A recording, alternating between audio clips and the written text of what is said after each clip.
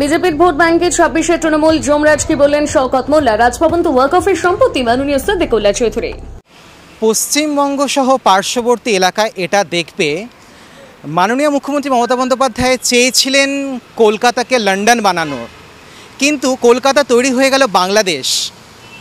বাংলাদেশ আজ কলকাতা নাকি কলকাতা বাংলাদেশ, নানান রকমের কিন্তু বচসা তৈরি হচ্ছে জায়গা নিয়ে, নানান রকম কথা হচ্ছে। সুকান্ত মজুমদারকে ইঙ্গিত করে একরকম আঙুল দেখিয়ে মঞ্চ থেকে শওকত মোল্লা দাবি করেন যে বিজেপি যদি উন্নতির পথে যায়, বিজেপি যদি অগ্রসর হয় ভোট ব্যাংক নিয়ে, তাহলে কিন্তু 200 যদি ক্রস করেছে বিজেপি, তাহলে কিন্তু এরকম হতে পারে সেই জায়গায় বিজেপিকে মার খেতে হতে পারে তৃণমূল সরকারের হাতে।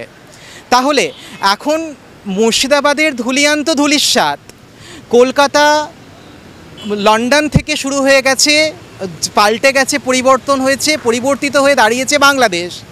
এরপরে তৃণমূল বিধায়ক জানাচ্ছেন মঞ্চ থেকে সুকান্ত মজুমদারকে ডাইরেক্ট নক করছেন, ডাইরেক্ট ইঙ্গিত দিচ্ছেন।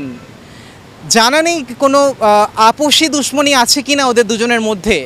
উনি জানাচ্ছেন তৃণমূল কিন্তু এবার রাস্তায় বেরিয়ে রীতিমতো বিজেপিকে মারধর করে চেহারা বদলে দেবার হুমকি দিচ্ছেন সরাসরি। তাহলে যদি আমরা গড়পড়তায় দেখি তাহলে বোঝা যাবে খুব সাধারণভাবে হিসেবটা এরকমই দাঁড়ায়। তৃণমূল রাজ্যে অভয়াকাণ্ড, তৃণমূল রাজ্যে মুর্শিদাবাদের ধুলিয়ান, তৃণমূল রাজ্যে এসএসসি স্ক্যাম, তৃণমূল রাজ্যে শওকত আলী মোল্লা জানান বিজেপির রদ বদল করবার জন্য বিজেপিকে মেরে ফেলতে হতে পারে, বিজেপিকে মারধর করতে হতে পারে, বিজেপির চরিত্র পরিবর্তন করতে হতে পারে, যাতে তারা অপোজিশন পার্টি কোনো রকমভাবে জায়গা দখল না করতে পারে। সিদ্দিকুল্লাহ চৌধুরী জানান যে নেতাজি ইন্ডোর স্টেডিয়াম এবং রাজভবন দুই নাকি ওয়াকফের সম্পত্তি। মাননীয়া বলেন উনি দক্ষিণেশ্বর মন্দির প্রতিষ্ঠা করেছেন, উনি পুরীর মন্দিরও প্রতিষ্ঠা করেছেন। এদিকে সিদ্দিকুল্লাহ চৌধুরী বলছেন কলকাতার বহু প্রাচীন, বলা বাহুল্য ব্রিটিশ আমলকার যে সম্পত্তি তৈরি করা ছিল, রাজ্য তা জানে, রাজ্য তার ইতিহাস দেখেছে। আমাদের যে পরিস্থিতি, সেই পরিস্থিতির মধ্যে দিয়েও রাজ্যে এই ইতিহাসই বর্তমান। রাজভবন এবং নেতাজি ইন্ডোর স্টেডিয়াম সবই নাকি ওয়াকফের সম্পত্তি, সিদ্দিকুল্লাহ চৌধুরী বলেন।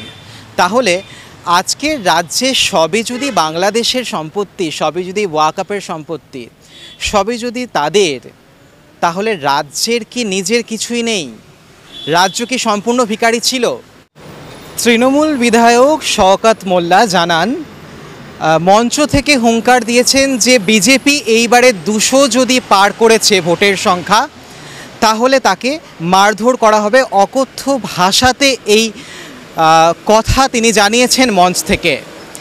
একজন সাংবিধানিক পদে বসে একজন বিধায়ক যখন জানান বিপরীত পক্ষকে, মঞ্চ থেকে হুঙ্কার তার যে যদি সে 200 টপকায় বা বিজেপি যদি উন্নতির পথে পা দেয়, শওকত মোল্লা রীতিমতো জানাচ্ছেন সেই ক্ষেত্রে কিন্তু তৃণমূল থেকে তাদের প্রতি একটা ধিক্কার মিছিল সহ প্রহারের হুঙ্কার তিনি দিয়েছেন, যেখানে উনি জানিয়েছেন যে 200 যদি টপকায় বিজেপি, তাহলে মারধরের সম্মুখাবিষ্ট হতে পারে বিজেপি সরকারকে।